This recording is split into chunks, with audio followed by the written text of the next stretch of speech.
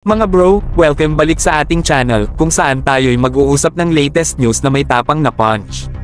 Ngayon, tatalakayin natin ang isang topic na malapit sa ating puso, ang kalagayan ng BRP Sierra Madre, ang iconic na barkong pandigma na nagiging outpost ng Philippine Navy sa Ayungin Shoal. Naglabas ng pahayag kamakailan si President Marcos tungkol sa isyong ito, at sabihin ko sa inyo, walang pinagdamutan. Sa isang candid na panayam sa Japanese broadcaster NHK, binigyang diin niya na ang kalagayan ng Sierra Madre ay isang puro Pilipino na usapin. Bagamat tumutulong ang US sa pagpatrolya sa karagatan, ang pagkumpuni at pag-restore ng barkong ito ay hamon na determinado tayong harapin sa sariling pagsisikap. Ibig sabihin, kinuha natin ang inisyal, mga bro.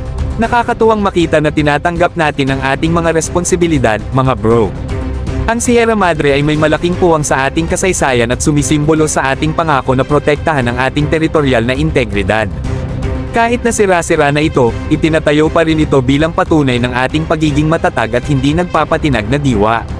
Ngayon, may iilan siguradong nagtatanong kung bakit nagbibigay ng payo ang US sa pagkumpuni ng barko. Tandaan natin, kasama sa laro ng pandaigdigang relasyon ang mga partnership at collaborations. Bagamat pinahahalagahan natin ang tulong, malinaw na sinabi ni President Marcos na kinukuha natin ang toro sa mga sungay. Handa tayong maghakbang at ipakita sa mundo ang ating kakayahan.